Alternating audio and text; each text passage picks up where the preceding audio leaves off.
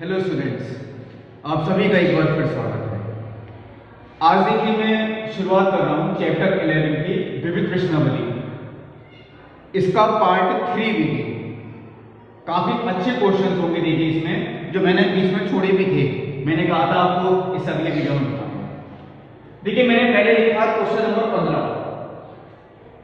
Question number 15 में देखिए line जो लिखी है, समतलों के प्रतिच्छेदन रेखा से जाने वाले और एक्स अक्ष के समांतर तल का समीकरण। समतलों के प्रतिच्छेदन रेखा से जाने वाले और एक्स अक्ष के समांतर तल का समीकरण। इसका मतलब क्या है? देखिए दो समतल आपको ये दिए हुए हैं, इनकी प्रतिच्छेदन रेखा से जाने वाले समतल का समीकरण। चलिए पहले तो मैं यही लिखता हूं, इन समतलों की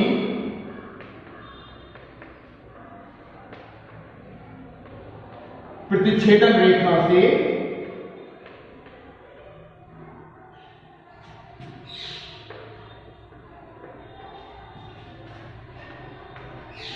जाने वाले समतल का समीकरण।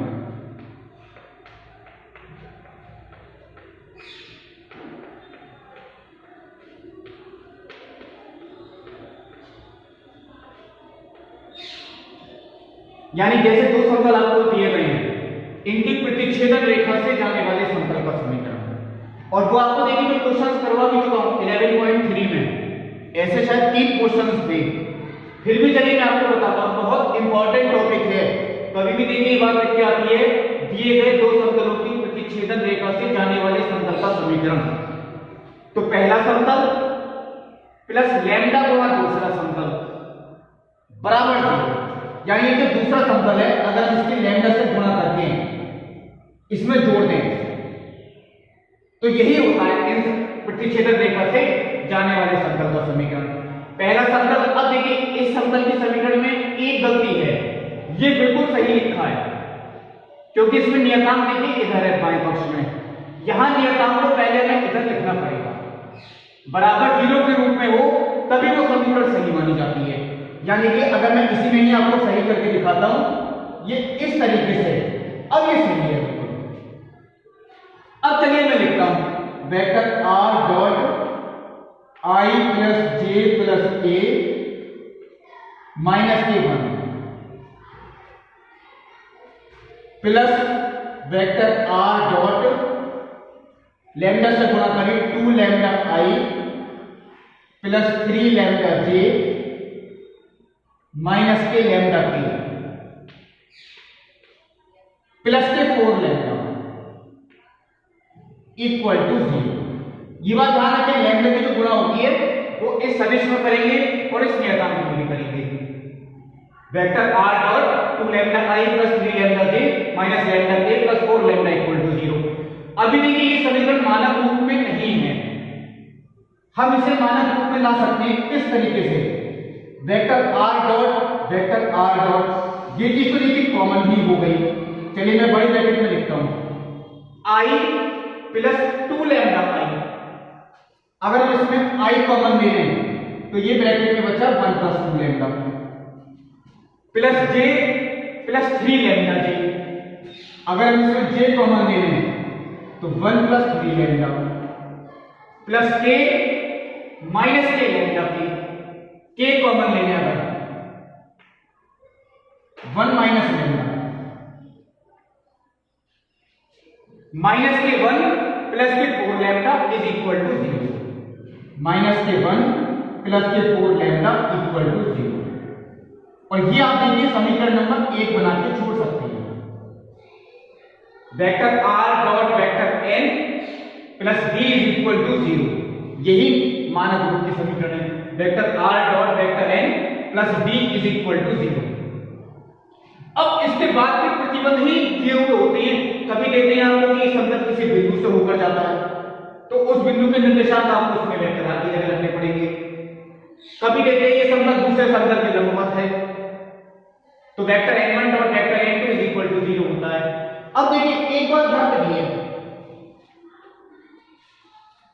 ये जो तल है ये x अक्ष के समांतर है।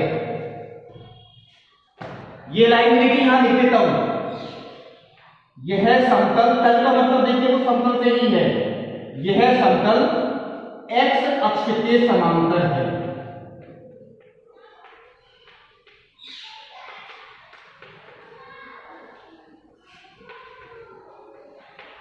इसका मतलब क्या हुआ, ये जो समतल है ये x अक्ष के समांतर है, यानी ये जो समतल है एक रेखा के समांतर है।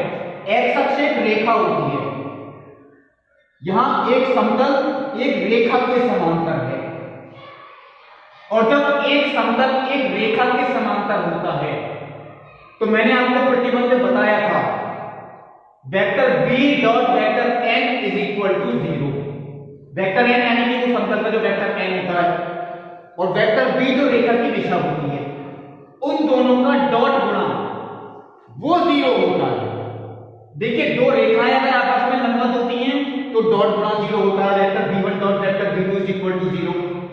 दो समतल आपस में लंबवत होते हैं तो डॉट गुणा 0 होता है, vector n1 dot vector n2 is equal to 0। और जब एक रेखा और एक समतल आपस में समांतर होते हैं तो डॉट गुणा 0 होता है। ये लंबवत नहीं होते, एक रेखा और एक समतल अगर आपस में कैसे होते हैं, समांतर, तब भी डॉट गुणा 0 होता है। यानी कि vector n dot vector b यानी कि x अक्ष की दिशा। अब आप लोग सोचेंगे x अक्ष की दिशा क्या है, मैंने शायद आपको दो बार ये बात बताई दी है। x अक्ष के जो दिक् अनुपात होते हैं 1 0 0 1 0 0, यानी i plus 0j plus 0k। ये बात मैंने कि यहां लिखता हूं, अतः vector b dot vector n is equal to 0। Vector b रेखा की दिशा और वेक्टर n समतल के लंबवत रेखा की दिशा। वेक्टर b यानी कि x अक्ष के दिक् अनुपात वो कितने हो गए, 1 0 0, यानी कि i plus 0j plus 0k। ये vector b dot vector n देखिए वो ये लिखा है, चलिए मैं यहां लिख देता हूं, i 1 plus 2 lambda plus j 1 plus 3 lambda plus k 1 minus lambda. ये हुआ देखिए vector b dot vector n। चलिए वेक्टर n को मैंने और एक बड़ी ब्रैकेट में लिख दिया इक्वल टू 0। अब देखिए अगर हम इनका डॉट गुणा करें तो i का डॉट गुणा किससे होगा, i से, तो 1 इंटू 1 प्लस 2 लैम्डा। 0 का डॉट गुणा 1 प्लस 3 लैम्डा से होगा तो वो तो 0 ही हो गया, और 0 का डॉट गुणा 1 माइनस लैम्डा से होगा वो भी 0 हो गया, इक्वल टू 0। यानी ये सब तो 0 होगा, 1 plus 2 lambda equal to 0, 2 lambda is equal to minus के 1, यानी हमारा जो आता है lambda is equal to minus के 1/2। ये हुआ देखिए लैम्डा। और ये लैम्डा का मान हम किसी समीकरण नंबर 1 में अगर करते हैं तो आपका समतल का समीकरण भी निकल आएगा। चलिए मैं आपको रख के दिखाता हूं, वेक्टर r डॉट लैम्डा का मान माइनस के 1/2, तो ये तो पूरा कैंसिल ही हो गया क्योंकि 1 प्लस 2 लैम्डा 0 है, इसका मतलब 0i। वेक्टर r डॉट, चलिए मैं फिर भी लिख के दिखा देता हूं, 0i। लैम्डा का मान माइनस के 1/2, तो 1 माइनस के 3/2 माइनस के 1/2, तो माइनस के 1/2j, 1 plus 1/2 minus minus plus, तो ये 3/2 प्लस के 3/2 माइनस के 1 माइनस के 4/2 यानी माइनस के 2, ये हुआ माइनस के 3 इक्वल टू 0, माइनस के 3 इक्वल टू 0। अब इसे अगर हम सॉल्व करते हैं, वेक्टर r डॉट माइनस के j प्लस के 3k बटे 2, वेक्टर r डॉट माइनस के j प्लस के 3k बटे 2 इक्वल टू 3, और 2 क्या गुणा में वेक्टर r डॉट माइनस के j प्लस के 3k बराबर 6। यह आपका समतल का समीकरण है, ऐसा समतल जो x अक्ष के समांतर है। चलिए ये कंप्लीट हो गया। अब देखिए जो क्वेश्चन नंबर 17 है, इसमें भी देखिए लिखा है समतलों की प्रतिच्छेदन रेखा को अंतर्विष्ट करने वाले। इसका मतलब देखिए यही है जो लिखा है अंतर्विष्ट करने वाले, यानी कि प्रतिच्छेदन रेखा से होकर जाने वाले, जैसे कि यहां है। चलिए मैं लाइन को ही लिखूंगा, पहले चलिए लाइन लिखता हूं। इन समतलों की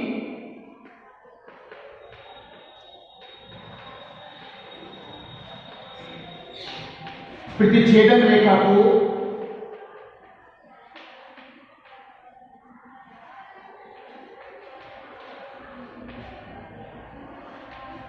अंतर्विष्ट करने वाले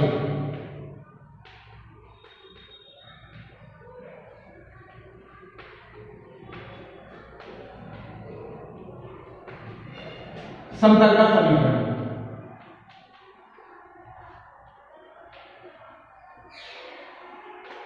वही चीज देखिए जो आप अभी इस क्वेश्चन में किया था, प्रतिच्छेदन रेखा को अंतर्विष्ट करने वाले यानी प्रतिच्छेदन रेखा से होकर जाने वाले।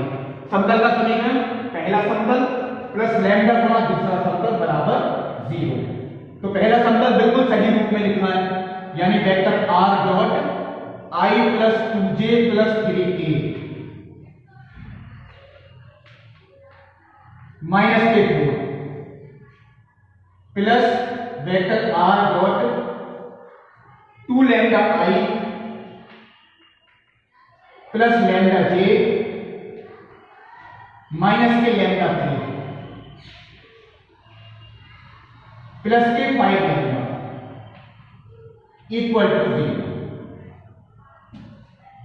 पहला समतल प्लस लैम्डा गुणा दूसरा समतल। लैम्डा की गुणा देखिए वही दोबारा बताता हूं, इस वेक्टर से होगी यानी 2 lambda i plus lambda j minus lambda j, और इस अचर से भी होगी। ये हमें मानक रूप में नहीं है, अगर हमें देखिए इसे मानक रूप में लिखना है i plus 2 lambda i common लिया 1 plus 2 lambda plus 2j plus के लैम्डा j कॉमन लिया प्लस के 3k माइनस के lambda k,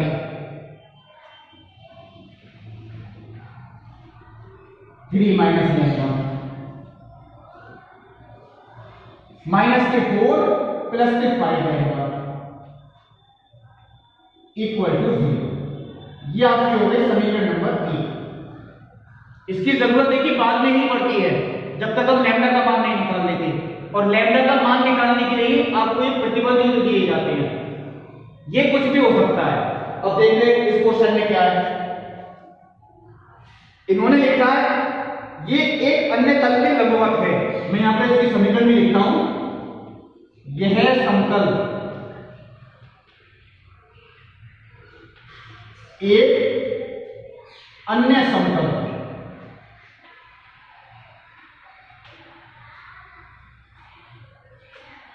vector r dot, उसका देखिए समीकरण भी दिया गया है 5i प्लस 3j माइनस के 6k प्लस 8 बराबर 0 के लंबवत है।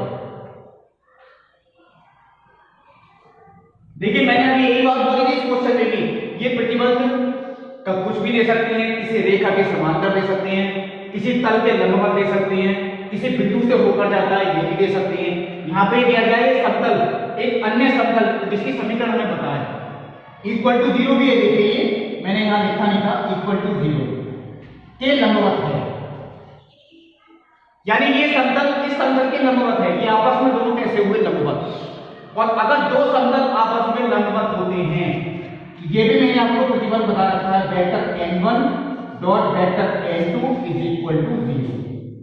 वेक्टर n1 यानी कि देखिए ये वाला वेक्टर है, मैं यहां पे लिख देता हूं i 1 plus 2 lambda plus j 2 plus lambda plus k 3 minus lambda. ये हुआ vector n1 dot vector n2 को ये हुआ 5i plus 3j minus 6k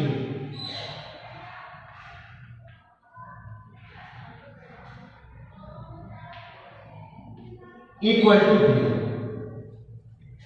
vector n1 dot vector n2 is equal to 0। अब इनका डॉट गुणा करें, i का डॉट गुणा i से हो गया 5 into 1 plus 2 lambda, 5 into 1 plus 2 lambda, 3 into 2 plus lambda, -6 into 3 minus lambda equal to 0। Solve करते हैं तो 5 plus 10 lambda plus 6 plus 3 lambda minus के 18 प्लस के 6 लैम्डा इक्वल टू 0। 10 लैम्डा और 3 13 लैम्डा और 6 19 लैम्डा। चलिए बैलेंस करके 19 लैम्डा आता है। 6 और 5 11, 11 माइनस 18 माइनस के 7, 19 लैम्डा माइनस के 7 बराबर 0, लैम्डा बराबर 7/19। यह आ गया देखिए लैम्डा का मान। और ये लैम्डा का मान अब आप लोग समझ ही गए होंगे, ये रखना है हमें समीकरण नंबर 1 में। लैम्डा का मान कितना 7/19। आप लोग कहीं खुद भी कर सकते हैं, मैं इतना छोड़ देता हूं। लैम्डा का मान जब 7/19 रखेंगे पूरी समीकरण में तो आपका समतल का समीकरण है। ये लैम्डा का मान देखिए बटे में आ सकता है, ये पूर्णांक भी हो सकता है, ये 0 भी हो सकता है क्योंकि एक अचर राशि है। 2 क्वेश्चन देखिए मैंने आपको ये बताई, एक तो 15वां क्वेश्चन और एक 17वां क्वेश्चन। अब चलिए देखते हैं 18वां क्वेश्चन। क्वेश्चन नंबर 18 देखिए बहुत इंपॉर्टेंट है। ये एक रेखा का समीकरण देखिए आपको दिया गया है, vector r is equal to vector a plus lambda vector b, मानक रूप में ही है। और एक समतल का समीकरण दिया गया है, vector r dot vector n is equal to d, मानक रूप में ही है। अब देखिए पहले पूरे क्वेश्चन की मैं लैंग्वेज पढ़ता हूं। एक बिंदु एक अलग से भी दिया गया है, -1 -5 -10। इस बिंदु से रेखा और समतल के प्रतिच्छेदन बिंदु की दूरी ज्ञात कीजिए।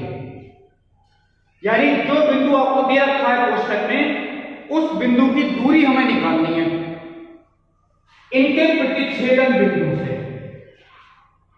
यानी रेखा समतल को जिस बिंदु पर प्रतिच्छेद करती है, मैं चलिए आपको पहले भी देखिए मैंने आपको एक बात बताई थी, एक रेखा और एक समतल का प्रतिच्छेदन बिंदु किस तरीके से निकालते हैं। एक रेखा और एक समतल का प्रतिच्छेदन बिंदु किस तरीके से निकालते हैं, ये बात मैंने आपको पहले भी बताई थी। मान लीजिए ये रेखा है और ये है आपका समतल, तो रेखा समतल को इस बिंदु पर प्रतिच्छेद करती है, ये बिंदु हमें निकालना है। ये रेखा लंबवत नहीं है, ये बात ध्यान रखें, ये रेखा लंबवत नहीं है। अगर ये रेखा लंबवत होती तो ये वाला वेक्टर और ये वाले आपस में आपके समान होते, क्योंकि कोई रेखा किसी समतल के लंबवत होती है तो वेक्टर b और वेक्टर n बिल्कुल एक जैसे हो जाते हैं, उनमें कोई डिफरेंस नहीं होता है। लेकिन ये रेखा जो कि समतल के लंबवत तो है नहीं, तो इस रेखा का प्रतिच्छेद बिंदु ये हमें निकालना है, वो भी समतल के साथ। तो किसी भी रेखा का अगर किसी समतल के साथ प्रतिच्छेद बिंदु निकालना है तो हम एक पहले बिंदु के निर्देशांक निकालेंगे, वो भी रेखा पर। समतल पर बिंदु देखिए नहीं निकल सकता कभी, बिंदु निकलता किस पे है, रेखा पर। किसी रेखा पर अगर कभी बिंदु के निर्देशांक निकालने हैं आपको, उसे हम व्यापक बिंदु भी कह सकते हैं। ये बात मैंने आपको शायद कार्तीय रूप में तो बता दी है।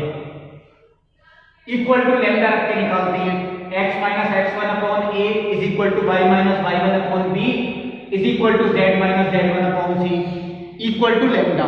उससे x y z के मान निकल आते हैं, वो इसी बिंदु के निर्देशांक होते हैं। लेकिन वो सदिश रूप में मैंने आपको नहीं बताया। सदिश रूप में रेखा पर अगर बिंदु निकालना है तो आपको केवल इतना काम करना है, vector r is equal to i वाले पद आपको एक साथ करने हैं, यानी कि 2i प्लस के 3 लैम्डा i कॉमन लिया 2 प्लस 3 लैम्डा माइनस के j प्लस के 4 लैम्डा j कॉमन लिया माइनस के 1 प्लस के 4 लैम्डा प्लस के 2k प्लस के 2 लैम्डा p 2 प्लस 2 लैम्डा ये देखिए बिंदु का स्थिति सदिश ही है xi plus yj plus zk। ये x y z के ही मान हैं और ये रेखा पर कोई भी बिंदु होगा उसका स्थिति सदिश इसी रूप में होगा। बस हम लैम्डा के मान यहां पर रखते चले जाएं, रेखा पर बिंदु के निर्देशांक निकलते चले जाएंगे। लैम्डा के अनंत मान हो सकते हैं क्योंकि रेखा पर बिंदु अनंत होती हैं। हम उसमें जब लैम्डा के मान रखते चले जाएंगे तो उस रेखा पर बिंदु भी निकलता चला जाएगा। यानी रेखा पर किसी भी बिंदु का स्थिति सदिश, मैं यहां पे ये लाइन लिख देता हूं, अतः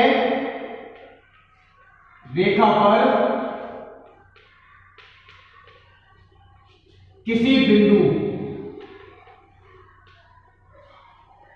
का स्थिति सदिश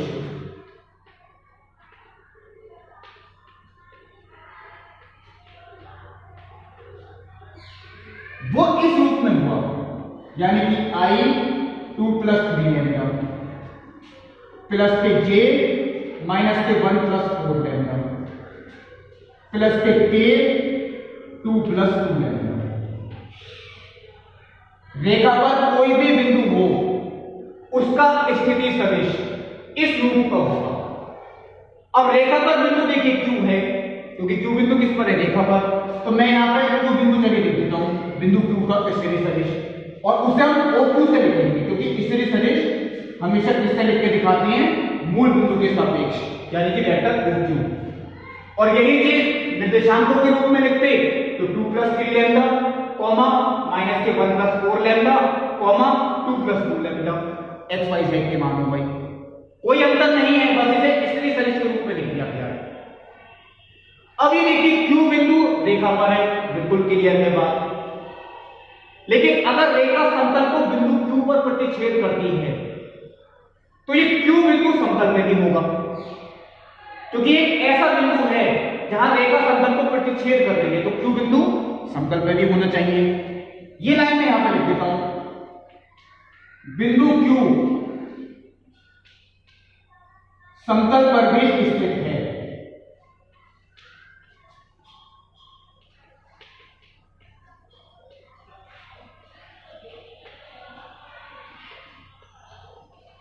अतः बिंदु Q समतल पर भी स्थित है। इसका मतलब क्या है, जब Q का स्थिति सदिश है ये समतल की समीकरण को संतुष्ट करेगा क्योंकि ये ऐसा बिंदु है जो समतल पर भी स्थित है और कोई बिंदु का समतल पर है तो उसकी समीकरण को संतुष्ट जरूर करेगा।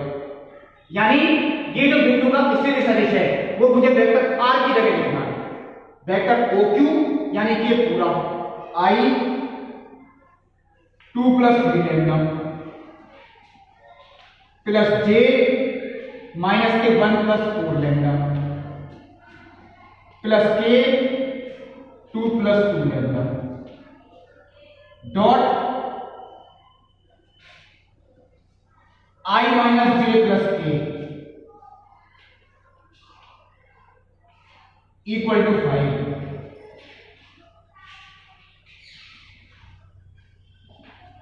बिंदु Q का स्थिति सदिश समतल के समीकरण को संतुष्ट करेगा, यानी कि ये अगर हम इसमें रखते हैं इससे लैम्डा का मान ही निकल के आएगा।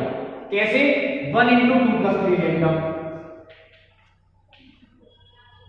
माइनस के 1 इंटू माइनस के 1 प्लस 4 लैम्डा और प्लस के 1 into 2 plus 2 lambda equal to 5। ये मैंने समतल के समीकरण में लिख दिया। अब देखिए 1 से मल्टीप्लाई की तो 2 प्लस 3 लैम्डा प्लस 1 माइनस के 4 लैम्डा प्लस के 2 प्लस के 2 lambda equal two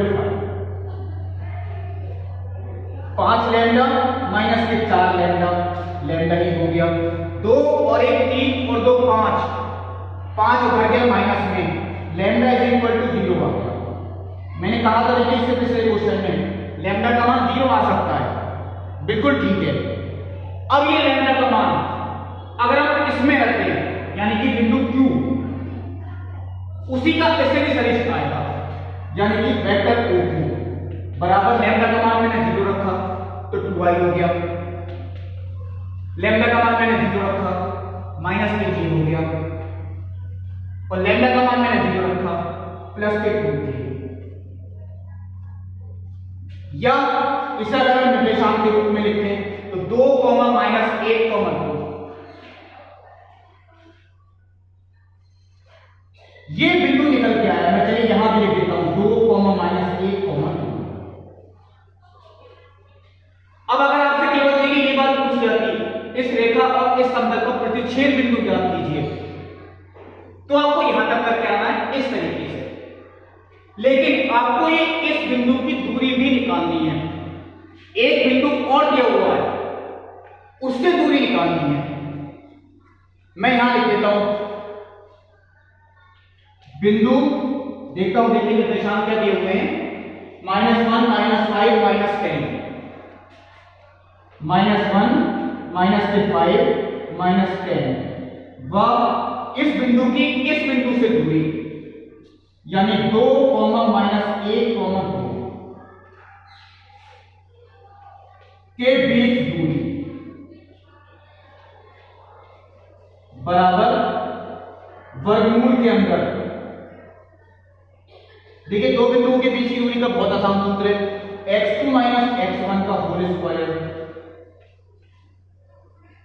plus y2 - y1 का होल स्क्वायर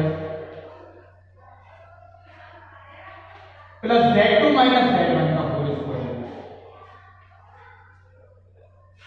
इक्वल टू वर्गमूल के अंदर 9, 16, 144, 3 का वर्ग, 4 का वर्ग, 12 का वर्ग, तो ये 169 और उसका भी वर्गमूल 13 निकालें। ये तो आपका एक्स्ट्रा पार्ट गया, ये इतना इंपॉर्टेंट नहीं था। आपका था रेखा और समतल का प्रतिच्छेद बिंदु निकालना, ये पार्ट इंपॉर्टेंट है। किसी रेखा और किसी समतल का प्रतिच्छेद बिंदु कैसे निकालते हैं, ये चलिए कंप्लीट हुआ। अब शायद देखिए 2 क्वेश्चन और हैं, काफी अच्छे हैं वो भी। क्वेश्चन नंबर देखिए 19 और 20, मैंने दोनों ही देखिए इस समय बोर्ड पे लिखे हैं। एक बिंदु आपको दिया गया है, बिंदु 1, 2, 3 से जाने वाली सरल रेखा का समीकरण जो दिए हुए 2 समतलों के समांतर है, उसका सदिश समीकरण ज्ञात कीजिए, यानी एक बिंदु से जाने वाली सरल रेखा का समीकरण। और ये बात तो देखिए मैंने आपको पहले भी क्वेश्चंस में बताई है, कभी भी आपको सरल रेखा का समीकरण निकालना है, समतल का समीकरण निकालना है, तो उसमें बिंदु तो आपको ज्यादातर दिया ही होता है। ऐसा कोई भी क्वेश्चन शायद बहुत कम होंगे इसमें आपको बिंदु दे ही ना रखा हो। एक बिंदु से जाने वाली सरल रेखा का समीकरण, वो भी सदिश समीकरण। मैं यहां पे चलिए सदिश शब्द भी पढ़ा देता हूं। Vector r is equal to vector a plus lambda vector b। Vector a वही बिंदु होता है जिससे होकर सरल रेखा जाती है, यानी कि i plus 2j plus 3k plus lambda vector b। ये रेखा की दिशा होती है, यही हमें नहीं पता होती। इसी को निकालने के लिए आपको प्रतिबंध दिए गए होते हैं, जो कि आपको दे के रखी है। एक बिंदु से जाने वाली सरल रेखा का सदिश समीकरण vector r is equal to vector a plus lambda vector b। अब ये जो सरल रेखा है,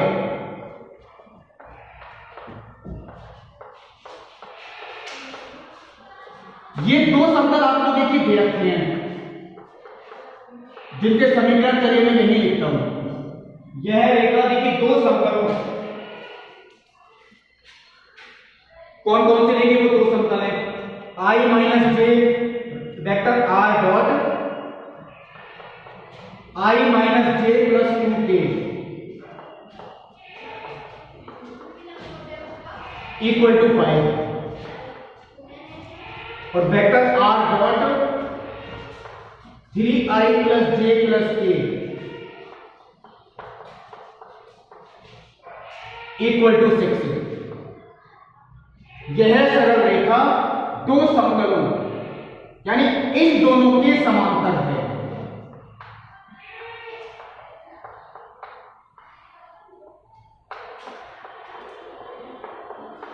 अब आगे कैसे करें सॉल्व तो से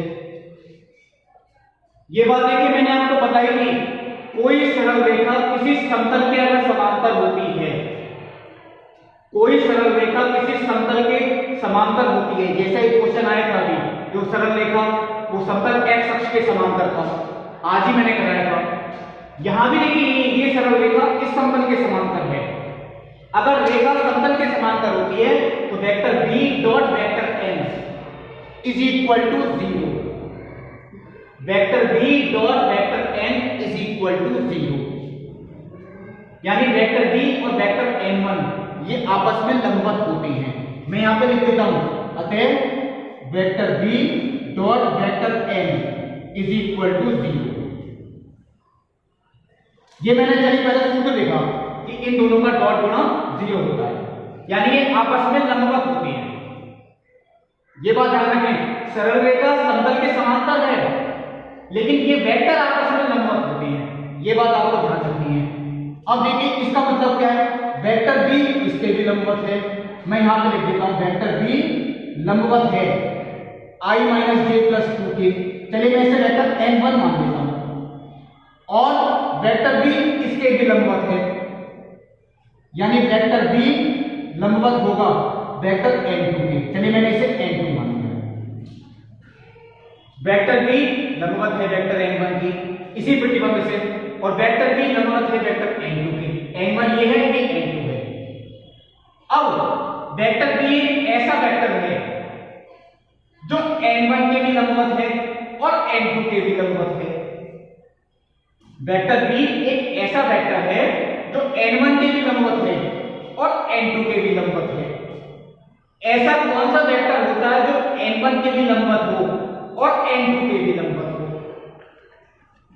ऐसा कौन सा वेक्टर होता है जो n1 के भी लंबवत हो और n2 के भी लंबवत हो? वो होता है इनका क्रॉस गुणा, जो आप लोग चैप्टर 10 में पढ़ते आए हैं। ये ऐसा वेक्टर होता है देखिए जो n1 के भी लंबवत होता है और n2 के भी लंबवत होता है।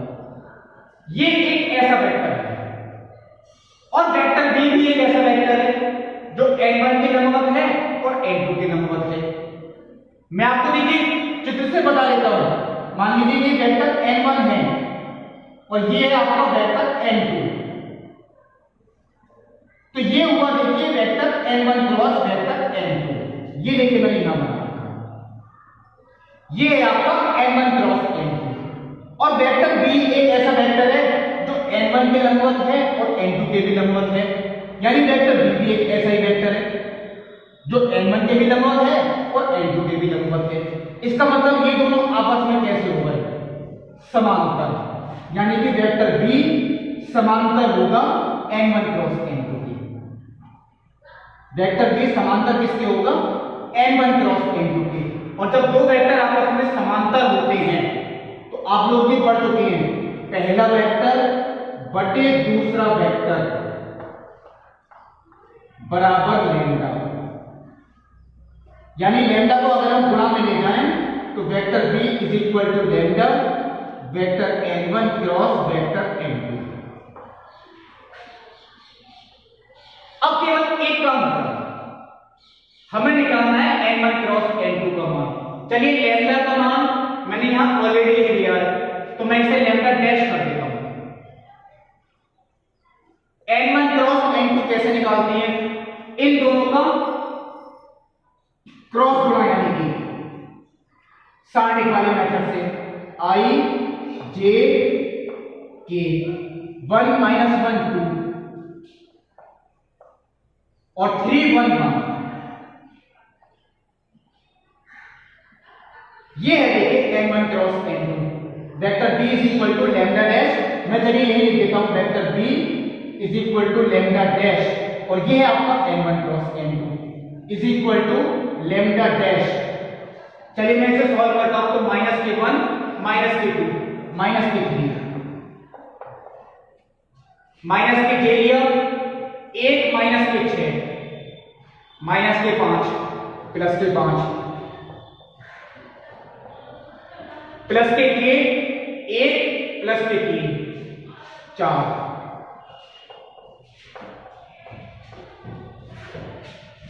ये हुआ वेक्टर। और ये वेक्टर b का मान जब हम इसमें रख देंगे तो ये आपकी सरल रेखा की समीकरण होगी। लेकिन अब एक प्रॉब्लम आएगी, शायद पहले भी आ चुकी है, लैम्डा के साथ ये आएगा तो ये लैम्डा इंटू लैम्डा डैश हो जाएगा और लैम्डा एक अचर है, लैम्डा डैश भी एक अचर है, तो लैम्डा इंटू लैम्डा डैश को किसी और अचर से रिप्रेजेंट कर सकते हैं। मैं यहां लिख देता हूं लैम्डा इंटू लैम्डा डैश, आप लोग यू रख सकते हैं, वो बिल्कुल ठीक है, ये आपका आंसर है। ऐसा ही देखिए क्वेश्चन नंबर 20 भी है, बिंदु से जाने वाली सरल रेखा का समीकरण, वो चलिए काट के रूप में, तो एक बिंदु से जाने वाली सरल रेखा का समीकरण x माइनस x1 बटे a is equal to y minus y1 बटे b is equal to z minus के z1 बटे c। ये हुआ, हमें दिशा तो पता ही नहीं है, मैंने आपको यही बात बताई थी, बिंदु तो हमें दिया ही होता है, दिशा ही नहीं दी होती, इसे मैंने ऐसे ही छोड़ दिया। अब देखिए ये जो सरल रेखा है, ये दो सरल रेखाओं पर लंबवत है, मैं यहां लिख देता हूं यह सरल रेखा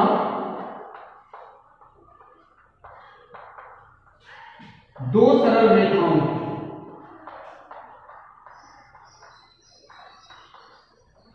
उनकी लिए समीकरण दी हुई है, उन दोनों पर लंबवत है, x माइनस 8 बटे 3 बराबर y प्लस 19 बटे माइनस के 16 बराबर z माइनस के 10 बटे 7।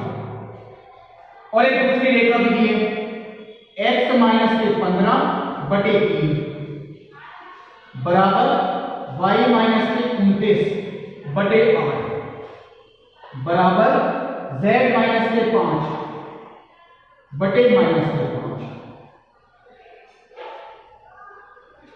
पर लंब है। यानी ये सरल रेखा दोनों सरल रेखाओं पर लंब है। मैं यहां लिख देता हूं लाइन, इसका मतलब क्या हुआ, ये सरल रेखा इसके लंबवत है और ये सरल रेखा इसके भी लंबवत है, और जब दो सरल रेखाएं आपस में लंबवत होती हैं तो प्रतिबंध आप लोग पढ़ चुके हैं a1 a2 plus b1 b2 plus c1 c2 is equal to 0। मैं चलिए प्रतिबंध यहां लिख देता हूं a1 a2 plus b1 b2 plus c1 c2 equal to 0। यानी a1 into a2 a into 3 plus b1 into b2 minus की 16 into b plus c1 into c2 यानी कि प्लस के 7c। ऐसे ही a1 इंटू a2 ये तो हो गया आपका 3a, b1 into b2 8b, c1 into c2 minus के 5c इज इक्वल टू 0। ये सरल रेखा इन दोनों रेखाओं पर ही लंबवत है, इसका मतलब प्रतिबंध मैंने लिख दिया। आपकी दो समीकरणें बनी, अब इन्हें आपको हल करना है, लेकिन वज्र गुणन विधि से, जो आपको शायद पहले भी बता चुका हूं। फिर मैं चलिए एक बार यहां लिख देता हूं वज्र गुणन विधि। आप लोग पूरी लाइन लिखें, वज्र गुणन विधि से हल करने पर a बटे इक्वल टू माइनस के b बटे इक्वल टू c बटे a बटे, तो a वाले कॉलम छोड़ दिए, इन दोनों की गुणा यानी कि 80 माइनस के 56, मैं यहां लिख देता हूं माइनस के b बटे, इन दोनों को छोड़ दिया, माइनस के 15 माइनस के 21 इक्वल टू c बटे, इन्हें छोड़ दिया 24 माइनस माइनस के 48 a बटे 24। चलिए मैं यहां लिख देता हूं एक बार, a बटे 24 इक्वल टू माइनस के b बटे माइनस के 36, माइनस से माइनस तो कैंसिल ही हो गया, b बटे 36 इक्वल टू c बटे 72। ये देखिए हम 12 से गुणा भी कर सकते हैं, क्योंकि 12 से सब कैंसिल होंगे, या इन्हें 12 से भाग कर रहे हैं, बात तो एक ही है। a/2 b/3, यहां लिख देता हूं, देखिए a/2 b/3 और c/6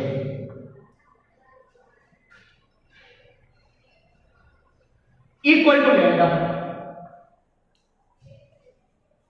a का मान 2 लैम्डा, b का मान 3 लैम्डा, c का मान 6 लैम्डा, वो हम यहां रख देंगे।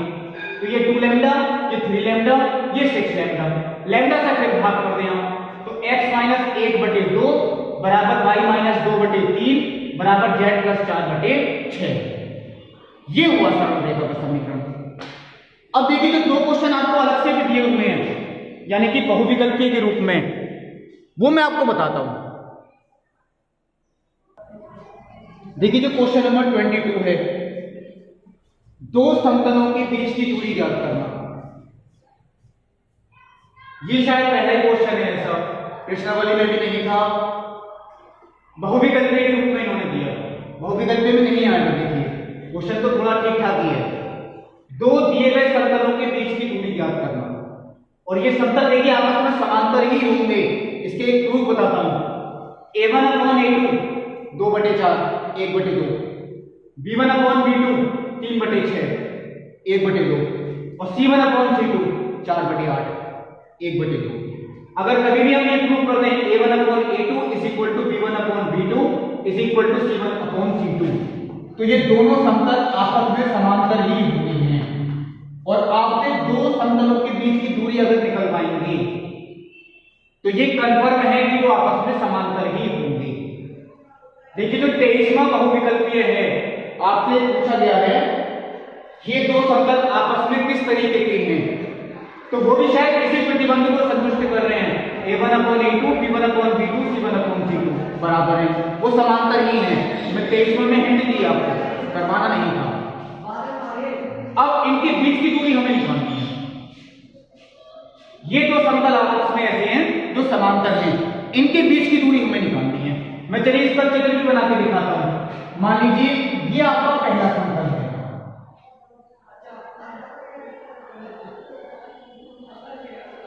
और ये आपका दूसरा समतल है।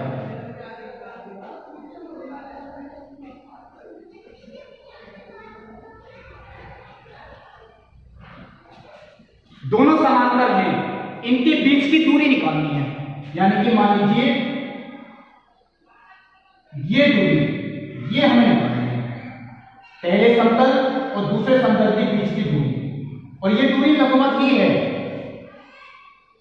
तो कभी भी आपको देखिए दो समतलों के बीच की दूरी निकालनी है, तो एक समतल पे आप बिंदु मान लें कोई सा भी, हमें इसके निर्देशांक नहीं पता, मैंने इसको मान लिया है x1 y1 z1, पहले समतल पर मान लिया, माना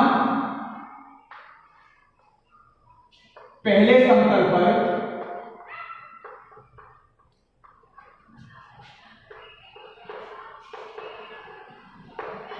कोई बिंदु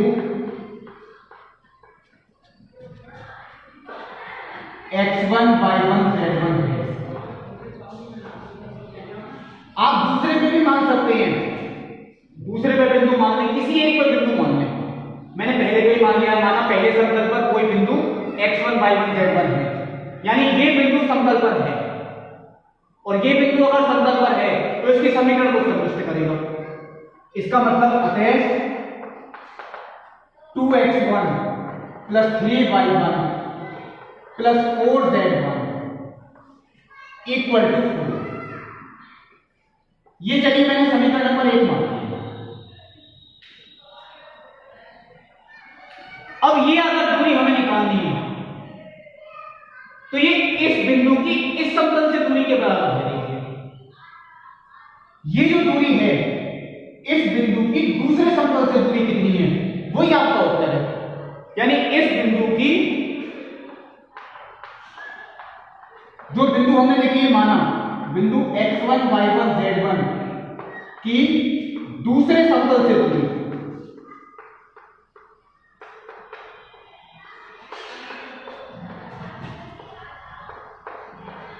बराबर किसी बिंदु की किसी समतल से दूरी अगर आपको निकालनी है, देखिए हमें किससे निकालनी है, तो मैंने आपको हमेशा ये बात बताई थी, जो मॉडुलस वाला सूत्र होता है वही लगेगा। किसी बिंदु की किसी समतल से दूरी अगर आपको निकालनी है तो बिंदु के निर्देशांक आपको समीकरण में रख देने हैं, यानी 4x1 plus 6y1 plus 8z1। 12 को भी इधर लेना है क्योंकि पूरा ही व्यंजक यूज होगा। किसी बिंदु की अगर समतल से दूरी निकालनी है तो बिंदु के निर्देशांक समतल के समीकरण में आप पाते हैं बटे वर्गमूल के अंदर 4 का वर्ग प्लस 6 का वर्ग प्लस 8 का वर्ग, 4 का वर्ग प्लस 6 का वर्ग प्लस 8 का वर्ग। चलिए अब आगे कैसे सॉल्व करें। आप लोग ये सोचेंगे इस समीकरण का यूज कहां होगा, बताता हूं। देखिए इसमें क्या कॉमन है, इतने व्यंजक में, देखिए मैं ब्रैकेट लगाता हूं, इतने व्यंजक में देखिए अगर हम 2 कॉमन लें तो 2x1 plus 3y1 plus 4z1 minus के 12 बटे वर्गमूल के अंदर 116 क्या आएगा। इसका मान देखिए व्यंजक का, इसके बराबर है 4 के, तो 2 गुणा 4 माइनस के 12 बटे वर्गमूल 116, 2 वर्गमूल 29, 2 चौक 8, 8 माइनस के 12 माइनस के 4, उसका भी मॉडुलस प्लस के 4 बटे 2 वर्गमूल 29, यानी कि 2 बटे वर्गमूल 29 इकाई।